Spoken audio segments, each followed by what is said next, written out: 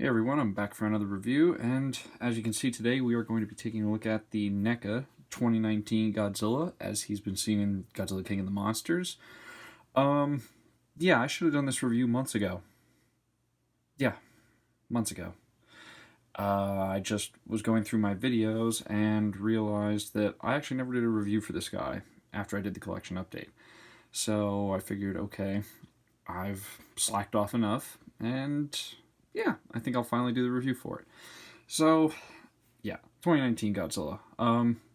For me, this might be my favorite design of the legendary Godzilla because it kind of gives you the best of both worlds. It gives you the updated 2019 legendary design, but with the hints of the Japanese Godzilla as well in his design. So, yeah, let's just dive right into the figure. So, for some of you that haven't heard the story already, I missed out on this guy when he came out back in May of last year, like April, May, right around when the movie came out. I missed this guy, and I regretted it for the months after because I figured, okay, probably not going to find him for a while if they ever do a reissue of it. Thankfully, they did, and I came across this at an FYE. I probably paid more than what I should have for it, but I have it. So, yeah. Now, this was kind of a polarizing figure for the Godzilla community from what I could tell. One of the reasons being his charcoal gray color. Yeah, well, I wouldn't even say charcoal, like a very light charcoal gray color.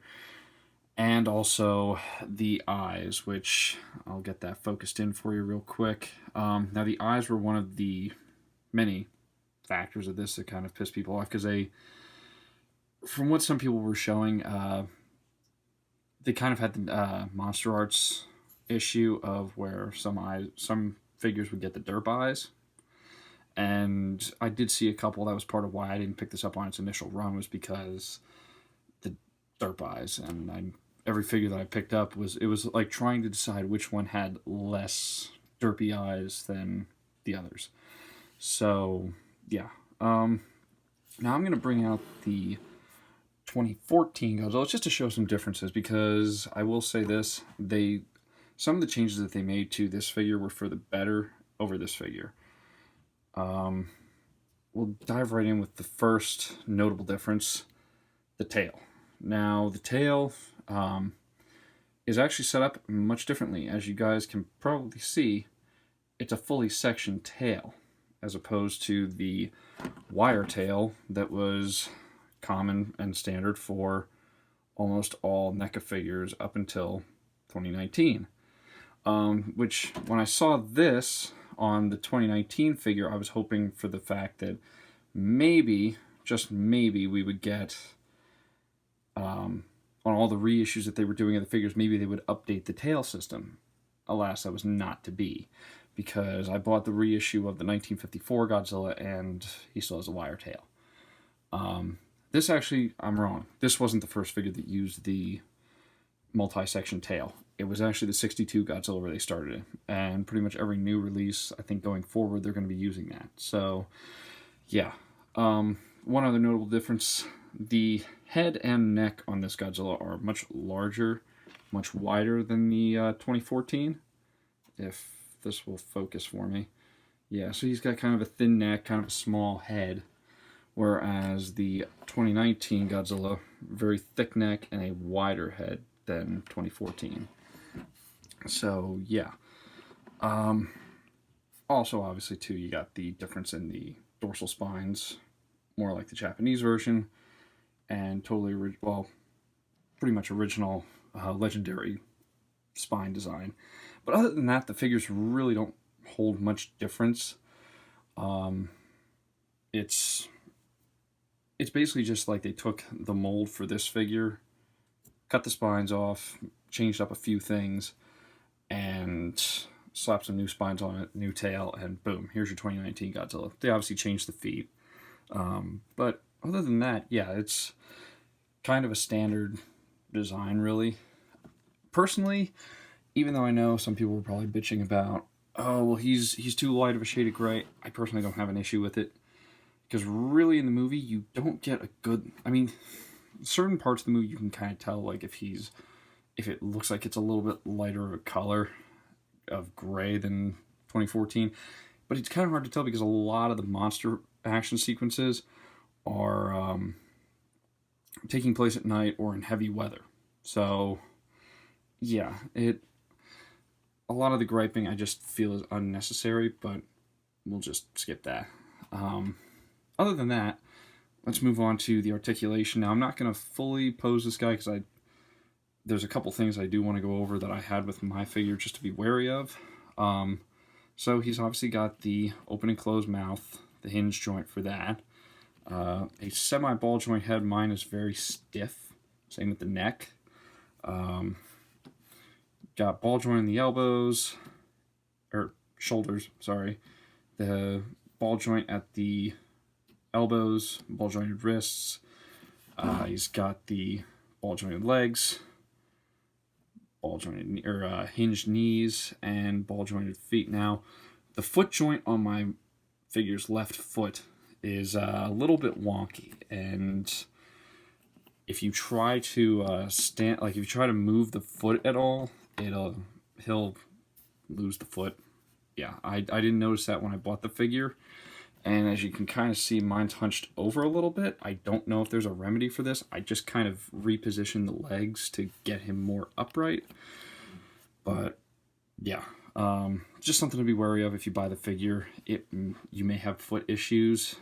Just like the sculpt may be a little bit weird when it comes to trying to position the legs, because there's this huge piece here that's sticking out. Yeah, just some minor stuff, really. This still would be good for stop motion. In fact, with me still planning on doing my stop motion Godzilla movie, I may use this design, so just something to look forward to. But as far as the tail goes, you've got joint here, here, here, here, here, here, here, here, and then all the way down to here. Yeah, so yeah, it's got a lot of good articulation. Like I said, I like the multi-section tail design better than the wire tail, because now we can actually utilize the tail for what it was intended for, which was posability. I mean, because you could pose the wire tails on the older figures, but you ran the risk of breaking the wires. Now we don't have to worry about that. Let's go on to detail-wise now, because I'll tell you what, I do like the detailing on this figure quite a bit. So, if this will focus, maybe, there we go. So as you can see, the spines are very nicely detailed. Real good attention to detail here. I just like the deformed qualities to it. It's got like a very rigid look. Yeah. And then you got the eyes, the mouth. Neck is very well sculpted. I like the attention to detail with the scales as well. Yeah.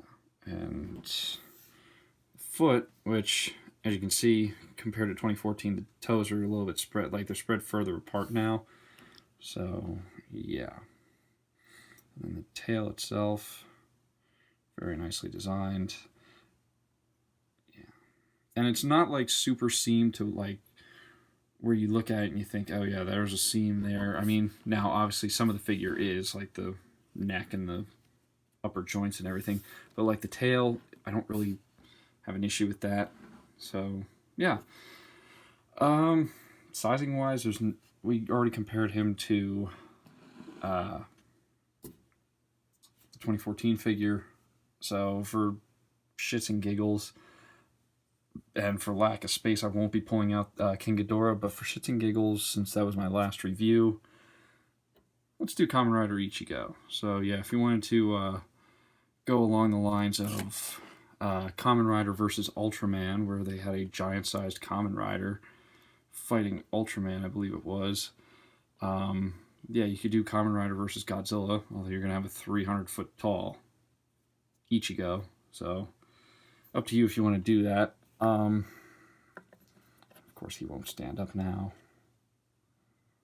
So we've also got Ultraman Jack, because he's the only figure in a 6-inch scale. So again, you'd have to beef him up to 2019 Godzilla's size for it. But yeah, it's just some little things to throw out there for you. So overall, like I said, a lot of people have an issue with this design and this sculpt. I personally don't. I think overall it's a decently designed figure. As to how many changes we're going to see for Kong and whether or not we're going to get a figure from NECA for the new Godzilla, who knows. Hopefully with the new movie we get some new figures. I know that we probably won't be getting a Ghidorah at all, but yeah, so who knows? Maybe come Godzilla vs. Kong, maybe we'll have a Kong to go with this figure. So yeah, hope you guys enjoyed the video. I'm going to give him a 4.5 out of 5. Like I said, there's just some minor issues that I have with it. Not a whole hell of a lot. Nothing really to detract from my liking for the figure because, like I said, I preferred this design over the 2014 design. So yeah, hope you guys enjoyed the video, and I will see you guys for my next review.